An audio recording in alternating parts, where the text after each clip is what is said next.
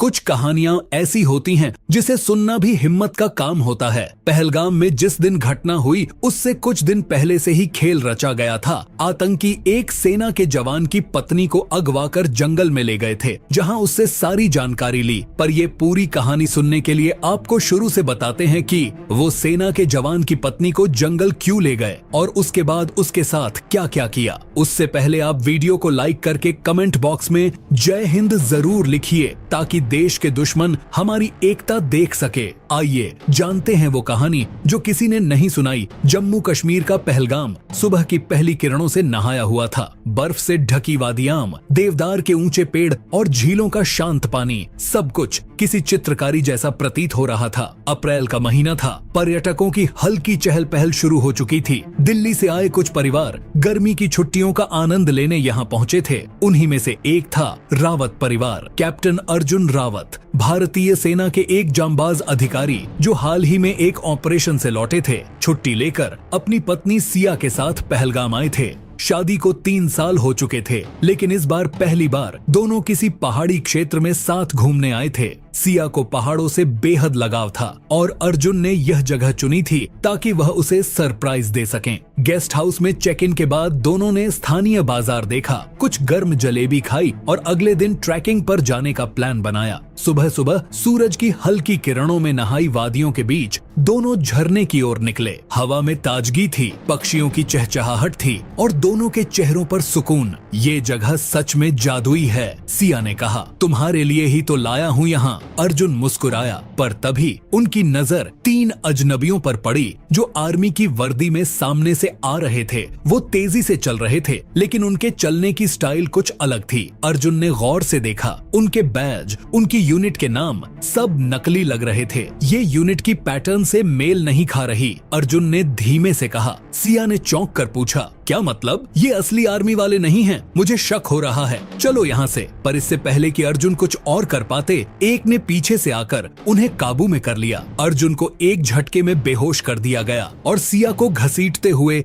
जंगल की ओर ले जाने लगे। घना जंगल, झींगुरों की आवाज और तेज ठंडी हवा, चारों तरफ घना अंधेरा और नमी से भरी जमीन। सिया को होश आया तो उसने खुद को एक जीप के पिछले हिस्से में रस्सियों से बंधा पाया। उसके सिर में तेज दर्द था और शरीर सुन्न हो चुका था। चारों ओर धुंध छाई हुई थी और पेड़ों के बीच से छन कर आती हल्की रोशनी किसी डरावने सपने जैसी लग रही थी। उसके सामने वहीं 3 नकली सैनिक थे, अब बिना नकाब के। उनकी आंखों में वहशत थी और चेहरे पर वह ठंडापन जो किसी इंसान में नहीं, सिर्फ दरिंदों में होता है। जीप के पास आग जलाई गई थी और वहीं बैठकर वे कुछ खा रहे थे। हमें बताओ, पहलगाम में कितने लोग हैं? कौन कौन आया है? एक ने सिगरेट के कश लेते हुए पूछा। सिया ने कुछ नहीं कहा। उसका गला सूख चुका था, दिल तेज धड़क रहा था। उसने ध्यान से देखा, उनके पास आधुनिक हथियार थे, नक्शे फैले हुए थे और एक सैटेलाइट फोन भी। दूसरे आतंकी ने अचानक गुस्से में आकर राइफल की बट उसकी कुहनी पर मार दी। बोल, नहीं तो तेरा भी वही हाल होगा जो तेरे मियाँ का किया है। सिया की आंखों में आंसू आ गए, लेकिन उसने हिम्मत नहीं हारी। उसने उन्हें जानकारी देना शुरू किया। कितने परिवार हैं, कितने लोग आए हैं, उनकी उम्रें क्या हैं। लेकिन जब उन्होंने धर्म के बारे में पूछा तो उसने कहा,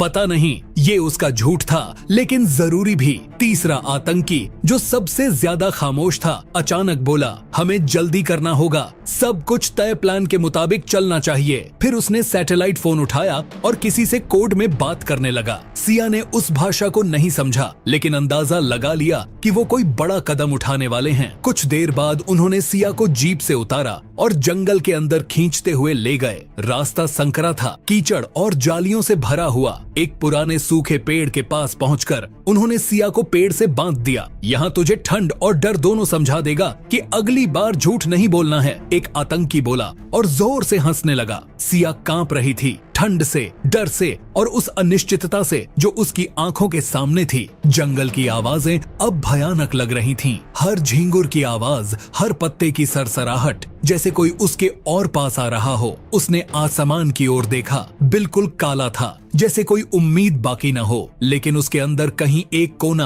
अब भी कह रहा था, हिम्मत मत हार। उधर जब अर्जुन को होश आया तो वह गेस्ट हाउस के पास ही घायल पड़ा था। सिर पर पट्टी बंधी हुई थी और चारों ओर हलचल थी। उसकी आंखें खुली तो सबसे पहले उसे सिया की चीख याद आई। वह तुरंत उठ खड़ा हुआ, लेकिन दर्द से लड़खड़ा गया। फिर भी उसने वहीं खड़े एक गार्ड को आवाज दी और पूरी घटना बताई। सेना की स्थानीय यूनिट को तत्काल सूचित किया गया। सेना के जवान और पुलिस बल हरकत में आ गए। पहलगाम के सभी संभावित जंगल इलाकों को चिन्हित कर सर्च ऑपरेशन शुरू हुआ। ड्रोन कैमरे आसमान में छोड़े गए और कुत्तों की मदद से ट्रैकिंग की जाने लगी। अर्जुन को फील्ड हॉस्पिटल में प्राथमिक उपचार दिया गया, लेकिन वह वहां रुकने को तैयार नहीं था। मेरी पत्नी उनकी कैद में है, मैं यहाँ बैठा नहीं रह सकता, उसने डॉक्टर से कहा। आईजी कश्मीर और एनआईए के अधिकारी घटना स्थल पर पहुंचे।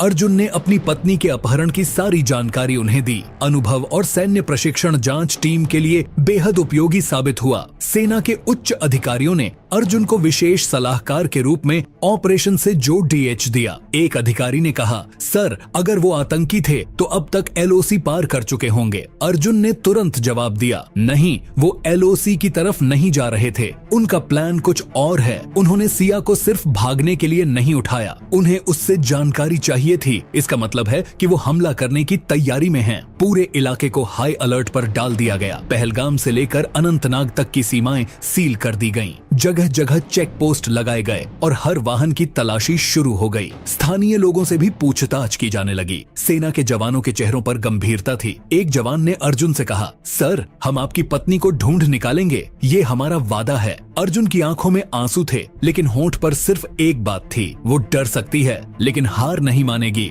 अगली सुबह पहलगाम से 20 किलोमीटर दूर जंगल में एक चरवाहे को एक लड़की पेड़ से बंधी मिली। पुलिस को खबर दी गई। जब टीम वहां पहुंची तो पता चल वो सिया ही थी। सिया बेहोश थी लेकिन जिंदा। उसे तुरंत अस्पताल लाया गया। डॉक्टरों ने बताया कि मानसिक और शारीरिक रूप से वो बहुत थकी हुई है, लेकिन स्थिर है। पुलिस अधिकारी जब उससे पूछताछ करने पहुंचे तो सिया ने जो बताया उसने सबके होश उड़ा दिए। वो कोई आम आतंकी नहीं थे। सिया ने कहा, वो बहुत संगठित थे और उन्हें पहले से पता था कि हम कब, कहां और कितने लोग आएंगे। उन्होंने मुझसे हर बात पूछी, नाम, धर्म, कहां से आए हैं। एक नोटबुक में सब कुछ लिखा। उनके पास सैटेलाइट फोन था और नक्शे भी। एक ने कहा, हमें कुछ लोगों को निशाना बनाना है। एक पुलिस अफसर ने पूछा, क्या वो किसी खास धर्म के लोगों को टारगेट कर रहे थे। सिया ने सिर हिलाया। हाँ, उन्होंने कहा था कि हमें अपने धर्म का बदला लेना है। ये सुनते ही पुलिस और आर्मी के अधिकारी हिल गए। तो क्या ये एक बड़ा हमला करने की योजना है? हाँ, और बहुत जल्दी। सिया की दी गई जानकारी के आधार पर सेना और पुलिस ने 24 घंटे के भीतर एक संयुक्त टास्क फोर्स बनाई। इस फोर्स में विशेष फील्ड इंटेलिजेंस अफसर, साइबर विश्लेषक और ट्रैकिंग एक्सपर्ट शामिल किए गए। पहले चरण में एनआईए ने सैटेलाइट फोन की फ्रीक्वेंसी को ट्रेस किया और पता लगाया कि उसका आखिरी सिग्नल पहलगाम से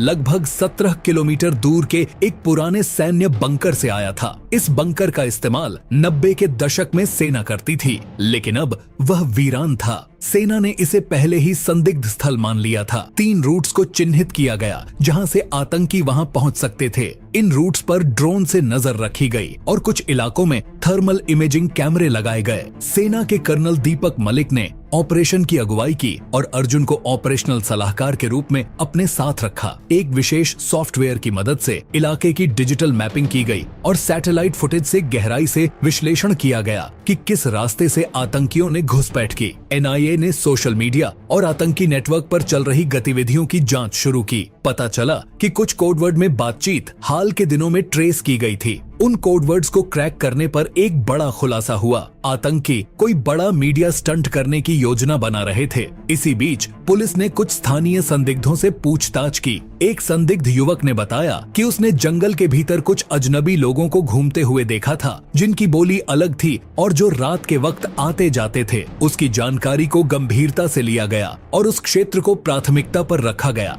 हमारे पास ज्यादा समय नहीं है, अर्जुन ने कहा। अगर इनका मकसद हमला है तो वो जल्द ही करेंगे। हमें अगले 12 घंटे बेहद सतर्क रहना होगा। सेना ने ऑपरेशन रेड चेन नाम से रणनीति तय की। इसमें 3 यूनिट्स बनाई गईं, एक टोही, एक हमलावर और एक बैकअप। संचार पूरी तरह कोडित रखा गया और पहलगाम से बाहर सभी रास्ते बंद कर दिए गए। अब खेल चालों का था। और हर कदम सोच समझकर उठाना जरूरी था। एक भी चूक पूरे मिशन को खतरे में डाल सकती थी। सेना और पुलिस ने 24 घंटे में एक विशेष टास्क फोर्स बनाई। सैटेलाइट फुटेज खंगाली गई। पहलगाम के सारे एंट्री एग्जिट पॉइंट सील कर दिए गए। एनआईए को उस सैटेलाइट फोन की फ्रीक्वेंसी मिल गई जो आतंकियों के पास था। लोकेशन ट्रेस की गई। वो अभी भी जंगलों में ही छिपे थे, शायद किसी गुफा या पुराने बंकर में। हमारे पास ज्यादा समय नहीं है, अर्जुन ने कहा। अगर इनका मकसद हमला है तो वो जल्द ही करेंगे। जांच से पता चला कि ये आतंकी लश्कर-ए-हक नाम के नए संगठन से थे जो भारत में सांप्रदायिक तनाव फैलाना चाहता था।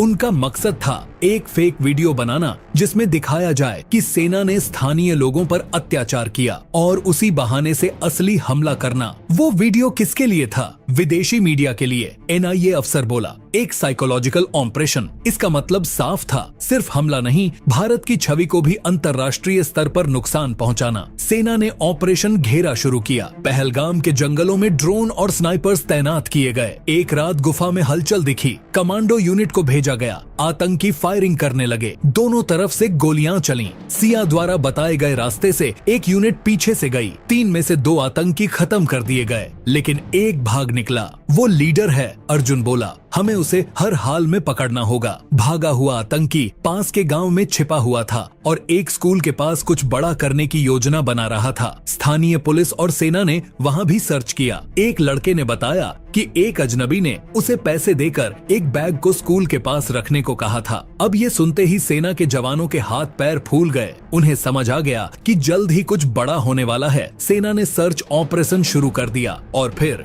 जिसने उस लड़के को बैग स्कूल के पास रखने को कहा था उसे पकड़ लिया गया। पूछताछ में उसने बताया, हम सिर्फ 3 नहीं थे, एक और ग्रुप एलओसी से आने वाला है। सेना ने एलओसी के पास हाई अलर्ट जारी कर दिया और इससे पहले कि एक और ग्रुप आता, सेना ने उनके हौसले सभी रास्ते सील करके तोड़ दिए। अब अर्जुन कुछ दिन बाद होने वाली घटना से अनजान था। अर्जुन ने कहा, सिया ने न सिर्फ मेरी जान बचाई बल्कि देश को एक बड़ा हमला झेलने से अभी के लिए तो बचा लिया है, लेकिन इन सब के बावजूद सिया के अंदर कुछ टूट गया था। अस्पताल से लौटने के बाद वह चुपचाप रहने लगी। उसके सपनों में अब भी वो जंगल, वो चीखें और वो बांधने की रस्सियां लौट आती। कभी कभी वह रातों को चीखते हुए उठ जाती। अर्जुन उसे थामता लेकिन कुछ कह नहीं पाता। एक मनोचिकित्सक की मदद ली गई और धीरे धीरे सिया ने खुद को लिखने में लगाया। वह डायरी में उन घटनाओं को दर्ज करने लगी। उसने लिखा, जब आपके सामने मौत खड़ी हो और फिर भी आप सोचें कि मैं कुछ कर सकती हूँ, वही पल असली जिंदगी होता है। पर अब जब भी वो पहलगाम का नाम सुनती है तो उसकी आंखें